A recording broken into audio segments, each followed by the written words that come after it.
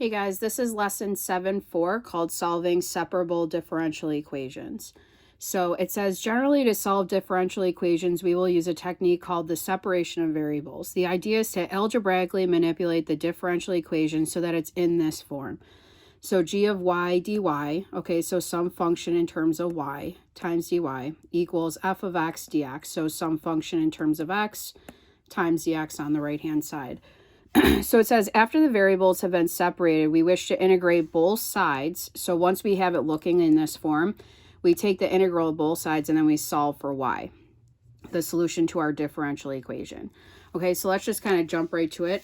Almost every question on this packet is an AP Calc question, just so you guys know they're taken from exams. So if you guys look at example 1, it says, which of the following is the solution to the differential equation dy dx is equal to negative 2xy? Okay, so this is what we do first. So I'm just going to slide this up. Okay, so start by writing dy dx is equal to negative 2xy. Okay, so the first thing we're going to do is put it over 1 and cross multiply. So we're going to go like this, cross multiply this.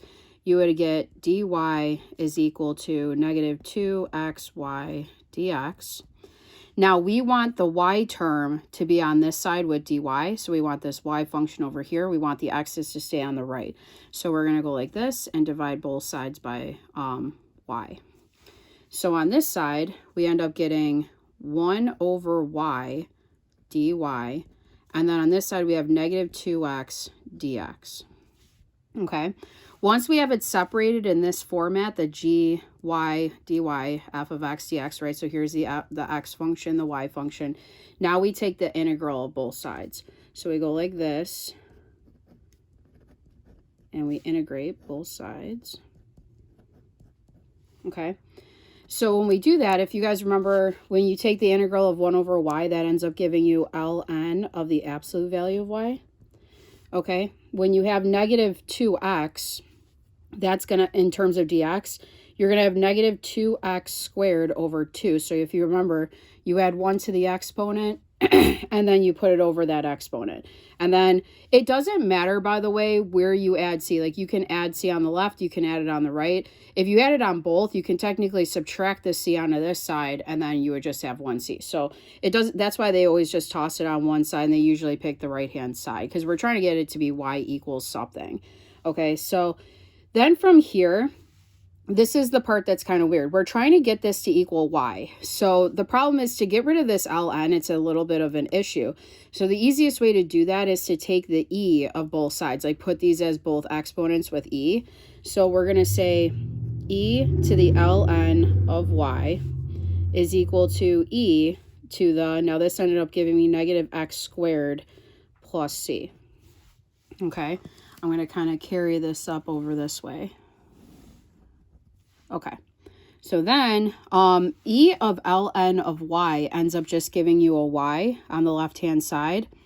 Now this one's kind of interesting. I'm going to split this up. So technically when you have two exponents that are being added, it's really e to the negative x squared times e to the c. So I'm just going to write it this way. I'm going to say this is really e to the c times e to the x negative x squared. Now e to the c is just any kind of constant. Like this is any constant. Because think about it, e is just a number. So a number to a constant is still a constant. So what they typically do is they change that to the letter a. So y is equal to a e to the negative x squared. So if we're trying to figure out what this constant would be, which is our last step, we're going to use this initial condition that they gave us. So they told us that y of 1 is equal to 4. So we're gonna say we are given y of 1 is equal to 4. So in other words, if we sub 4 into y, this into x, let's kind of see what we got going on. So we got 4 is equal to a e to the, if I put 1 in there, negative 1 squared ends up giving you negative 1. Okay, so my goal again is to solve this for a. So this is really 4 and then a over e. So you get 4, if you cross multiply that, you get 4e is equal to a. Okay, so that was the goal. So now my only other thing I have to do is to take this and go back and sub it back in to this equation, and that's going to be my answer. So I have y is equal to 4e to the negative x squared. Now, just like before, we're going to, like, there's no answer that looks like this, so we're going to change it so that it has an exponent that's being added. So don't forget that this is really just e to the 1. So another way to write this would be 4, and then this is just going to be 1e, and then we can say it's negative x squared plus 1. And if you guys look, that's going to be your choice D. Okay, so that's kind of the process for solving separable differential equations. We won't always have to do this e thing, but that's the best way to solve and to get rid of the ln attached to the y, because we know that e to the ln of anything equals whatever's in for this spot right there. So it's just y. Okay, so then for example 2. So it says, find the particular solution to y equals yx to the differential equation. Let's see, we got dy dx is x squared over y with the initial condition of y of 3 equaling negative 2. Okay. So to start, you might want to just write the equation out. So we have dy dx is equal to x squared over y. Okay, so you can tell right away when we cross multiply this, we'll have it looking the way we want. So again, you want to keep the y's on the left-hand side though. So we end up having y dy is equal to x squared dx. And that's the format we want, the y function with dy, the x function with dx. So then from there, we differentiate both sides. So we take the integral of both.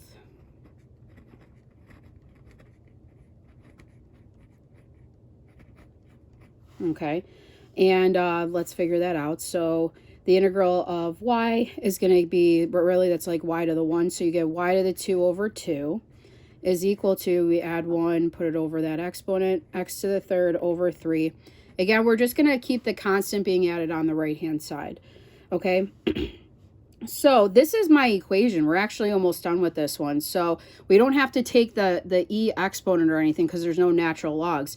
So what I need to do though is I need to solve for c using that initial condition that they gave me. So given that we have y of 3 is equal to negative 2, I'm going to put this negative 2 in for y. I'm going to put the 3 in for x. And I'm going to solve for c. So this is 4 squared, or I'm sorry, yeah, this is 4 over 2, which is 2. This gives you 27 over 3, which is 9. So if I subtract 9 on both sides, I get c is negative 7.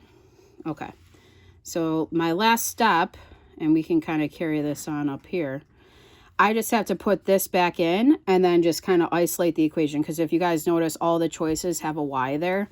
So I'm going to have y squared over 2 is equal to x cubed over 3, and then it's a minus 7. So to solve this thing for y, I'm going to multiply every single term by 2. So I'm going to go like this.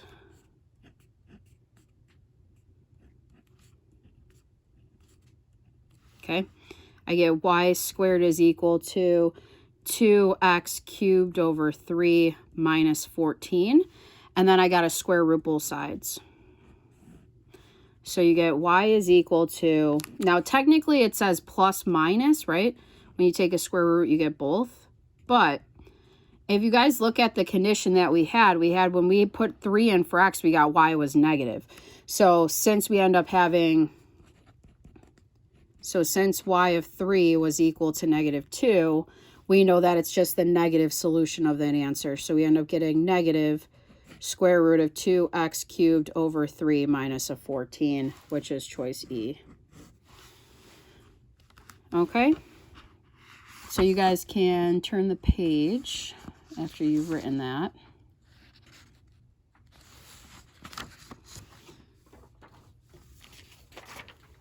Okay, example 3. Line this up. Okay. it says, in a national park, the population of bears grows over time. At time t equals 0, where t is measured in years, the population is found to be 50 bears. A zoologist suggests a population model P that satisfies the differential equation dp dt is equal to 1/6 of 600 minus p. Solve this differential equation for p with the initial condition p of 0 equals 50. So again, same kind of thing. They're asking you guys to solve this differential equation using separation of variables. So let's just kind of get right to it. So first off, write this formula over here just so that we have a starting point.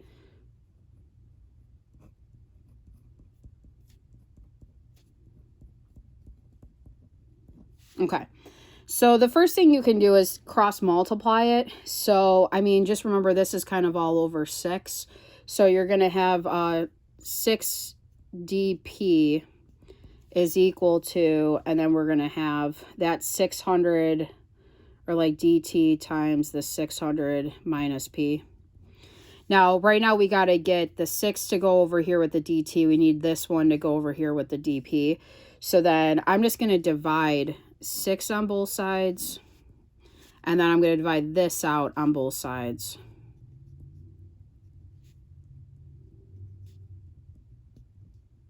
Okay, so these cancel. I'll have, on this side, I'm going to end up having 1/6 dt.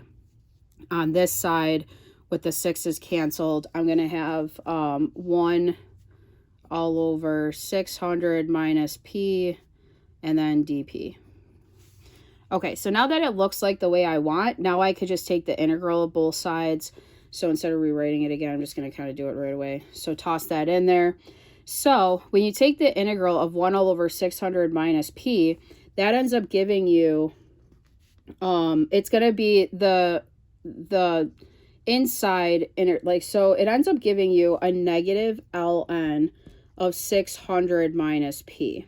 So we know 1 over anything gives you ln, and it's negative because you're looking at the inside. And if you guys remember, whatever the constant is to the p, that ends up being multiplied when you do use substitution. So this is kind of like that shortcut he was talking about. So that's going to be equal to, and then for this one, we have 1/6, and we just have to add a t to it. And then we have plus c. So then I'm trying, my whole goal of this is, like, my p is technically my y, so I want to solve for p. So the first thing is I'm going to get rid of the negative sign on this side. So if you divide both sides by a -1, we would have ln of 600 minus p is equal to negative 1/6 t plus c. Now, the reason why I'm not changing this to like a minus c is c. We don't really know what c is yet. It's just some sort of constant. Okay, so then just like we did on example 1, to be able to get rid of the ln, we're going to take the e of both sides. So we're going to raise e to the ln of 600 minus p. Okay, like so. So then that gives me that this side is just 600 minus p. This side, kind of like before, would give you like that e to the c, e to the negative 1/6 t, right? Because when we multiply, we add exponents. Now, again, this is just some constant. So let's carry this on over here. So we have 600 minus p is equal to some constant a, e to the negative 1/6 t. So then I just have to, from there, like this is going to be my like formula, but from this point, we're given that we have p of 0 is 50. So I can kind of just solve a right away. It might be easier to solve it the way it looks right now. So in other words, like if we're given p of 0 is 50, let's solve that. Let's put that in there. Because, right, it's easier to just kind of put the 50 in right away. You get 600 minus 50 is equal to a e to the 0, right? E to the 0. So 60 minus 50 gives you 550 is equal to a. Okay, so then now I can go back up and I can put it into my formula. So I'm going to just put it right back into this and then just solve this thing for p, because that's what it asked for. So I have 600 minus P is equal to 550 e to the negative 1/6t.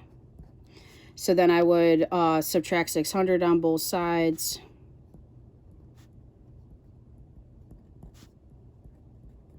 And then I would divide everything by 1, negative 1. So you end up getting P is equal to negative 550 e to the negative 1/6t plus 600. Okay, and that would be your final answer. Okay, so then the next thing that it says on this packet is it says the concept of proportionality sometimes appears on the AP exam in conjunction with the notion of differential equations. So I'm just going to have you guys write this right here. It's just like, if you recall, if y is proportional to x, we know that y equals kx. So that's something that shows up a lot for AP exams. We're going to kind of look at a bunch of different types of examples, but when they tell you that something is in a rate, if like a rate is proportional to a surface area, if something's proportional to this, it's like you're thinking about y is equal to kx. So you're going to have some constant times the other thing if they're in proportion to each other. So if we kind of scroll down to number 4, it says a rumor spreads among a population of n people at a rate proportional to the product of the number of people who have heard the rumor and the number of people who have not heard the rumor.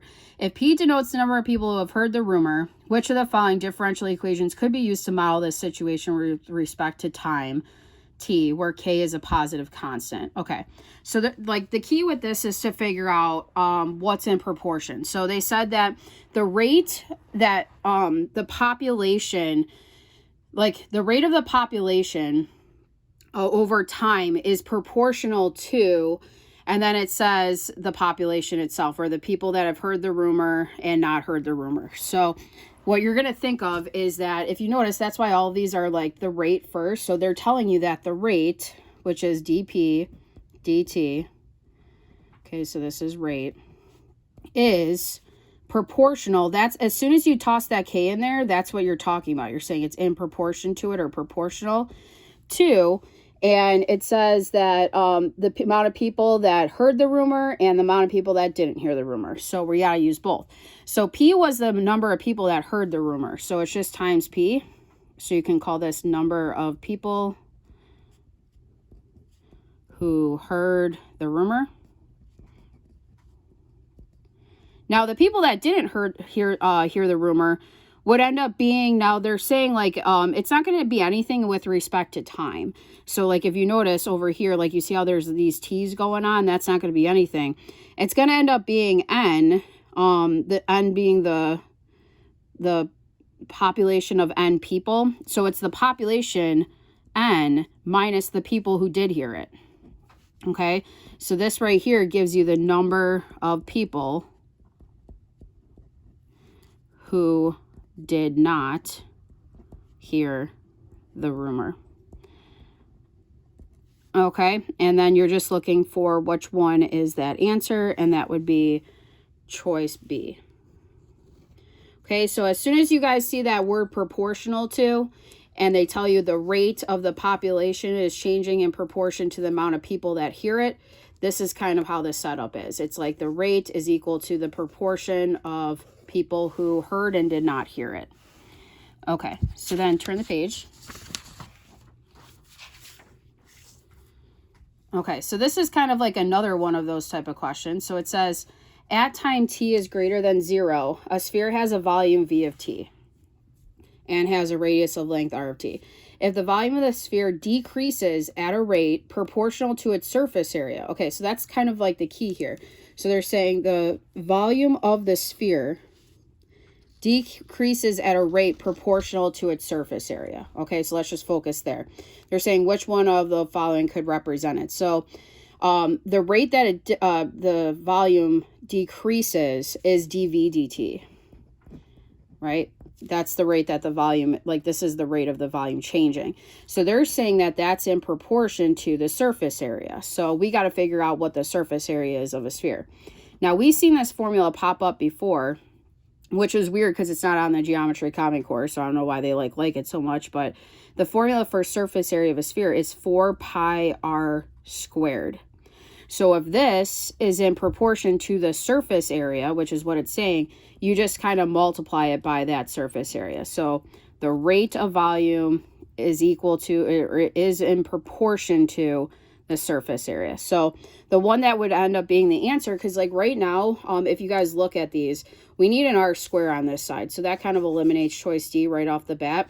There's no time t at all on this right-hand side. So anything with a t would be gone. So the answer to this question ends up being E. Now, I don't know if you guys can see it, but you see this -2? It's because we don't know what K is. So whatever K is going to be times 4. It could, in fact, give us a -2. So they're just saying which of the following could be a differential equation that could describe the rate of the volume of the sphere changing. Okay, so that's how we kind of get that answer. So then moving on to number 6. So number 6 says, at time t equals 0, a pot of boiling water is taken off of a stove and left to cool in a kitchen. The temperature of water is 100 degrees Celsius at time t equals 0, and the temperature of the water is greater than 25 degrees Celsius for all times t being greater than 0. The temperature of the water at time t minutes can be modeled by the function w that satisfies the differential equation dw dt is equal to, and then they give us that equation. Cool. Where w of t is measured in degrees Celsius and w of 0 is equal to 100. So they want us to write the equation for the tangent line to the graph of w at t is 0. Use this equation to estimate the temperature of the water at time t equals 2. Okay, so as soon as we see that they want us to write an equation, that we're thinking, what's our point, what's our slope, what's our equation, and then they just want the equation when you plug 2 into t, like what would w give you? Okay, so it's actually not that hard of a question if you just kind of break it down. So let's start with the point first. Okay, so we have point. Okay, our point is going to be in the format of TW, right? Because W is my Y, T is my X in the formula. Okay, so in other words, the point that we're going to get, you can kind of see they told you that when you put in 0 for T, you get 100 for W. So that's the point that we're going to use, 0, 100. And they want it at t equals 0. That's kind of important. So they wanted the equation at 0. So when it's 0, we know it's 100 based off of that. Okay, so then we need to write the slope or find the slope. Okay, slope is, now they did give you the formula for figuring out the derivative. Like they said, this is dw dt, or the derivative of w in terms of t. So in other words, we need to figure out what dw dt is at the value of t equaling 0. Okay, so that's kind of like my goal. So that's going to be equal to, now since if you look at this formula, there's no t in it, but we know when we have t as 0, we have w as 100. So we're looking at dw dt when we have the coordinate 0, 100 into there. So if we figure that out, we have -1/3, 100 minus 25, and that would give us a -25. Right, so this is like -1/3 of 75 or -25. So then now we can write our equation. So our equation is equal to, we have w, not y, it's w, minus 100 is equal to -25 times t minus 0. So if I just kind of work this out, I'm going to add 100 on both sides. I get w is equal to -25t plus 100. Now they want us to figure out the equation at t is equal to 2. I'm going to scroll down a little bit.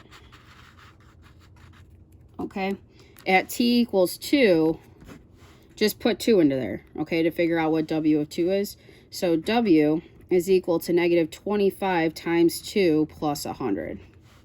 So you get w is equal to 50.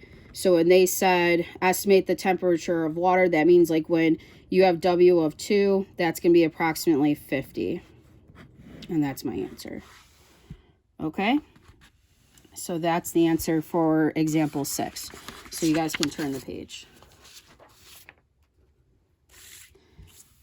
Okay. So again, guys, these are all AP Calc questions from exams. So if you find this relatively easy, that's a good sign.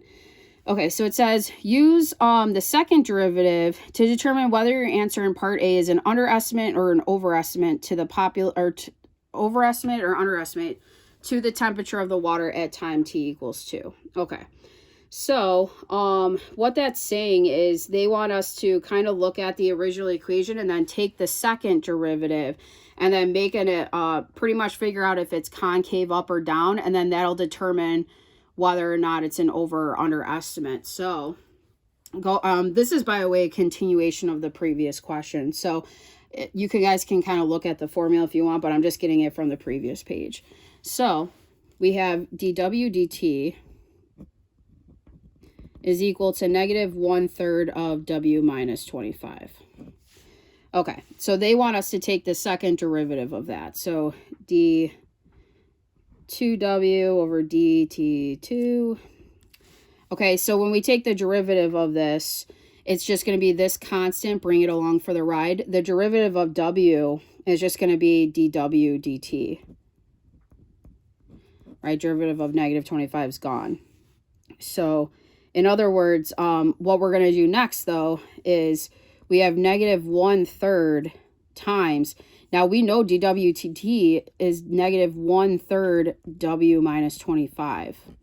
So you know how we, like, sub this in for, like, so we're taking this and we're subbing it back in, okay? So now we have a formula that is all in terms of just, like, w. So that's what I'm just going to multiply these two fractions out. So I get d2w over dt2 is equal to negative 1/3 times negative 1/3 is 1/9 w minus 25. Okay, so this is pretty much what we conclude. We can say that since w is greater than 25, right? So we ended up getting that our w at 2 was, I'm going to just go right here, was 50. Okay, so since it's greater than 25 and the second derivative was greater than 0, okay, because think about it, if you were to put 0, the second derivative, if, like, right, so it's larger than 0 on the interval between 0 and 2, so w is concave up. Therefore, okay, the tangent line approximation is an underestimate of the temperature. Okay. So in other words, the answer is that it's an underestimate because it would be concave up. Okay. So then the last part for this question says, for t being greater than, less than 10, an alternate model for the temperature of water at time t minutes is the function g that satisfies this differential equation, where g of t is measured in degrees Celsius and g of 0 is 100. Find an expression for g of t based on this model. What is the temperature of the water at time t equals 2? Okay, so in other words, we're going to try to find just what g of t, like just g, like solve this thing for g, like get an equation. So this is the separation of the differential equations. Okay, so start by writing your dg dt formula there.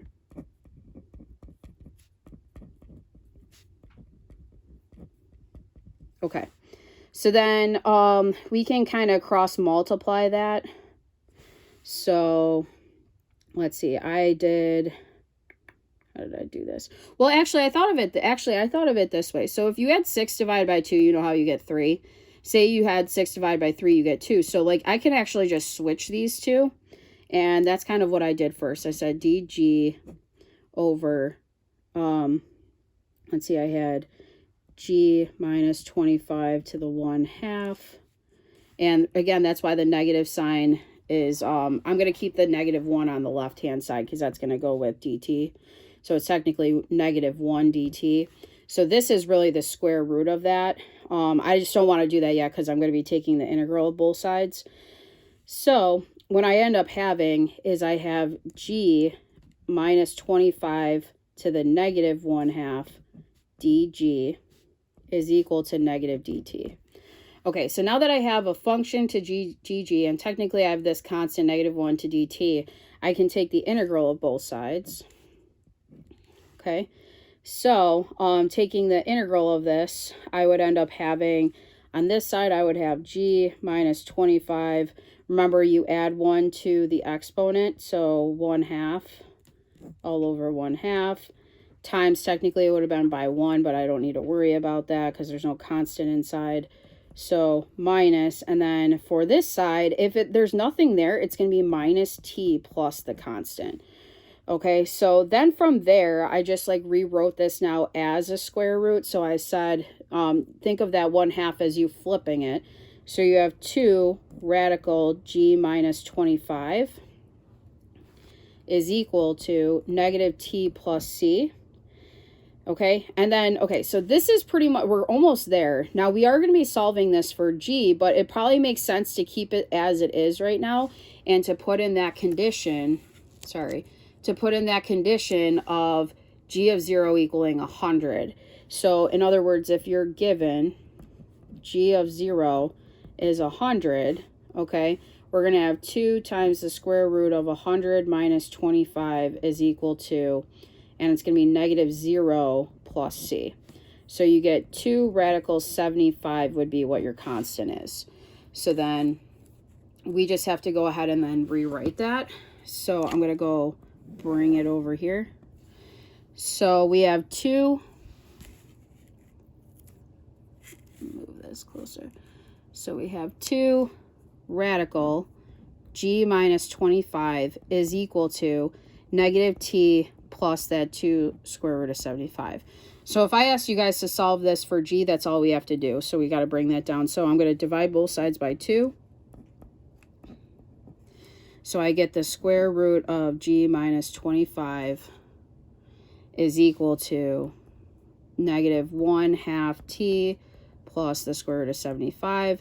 Then I would square both sides, and I would get g minus 25 is equal to negative 1/2 t plus the square root of 75 squared. So then I would add 25 on both sides. So I would get g is equal to 25 plus negative 1/2 t plus the square root of 75 squared. Okay, so then they just said, what's the temperature based on your model? So based on what you found for g, what is the temperature of the water when t is equal to 2? So that's our last thing. So when t is equal to 2, we're figuring out what g of 2 is. So it's 25 plus negative 1/2 times 2 plus the square root of 75 squared. So g of 2 ends up equaling 25 plus negative 1 plus the square root of 75 squared.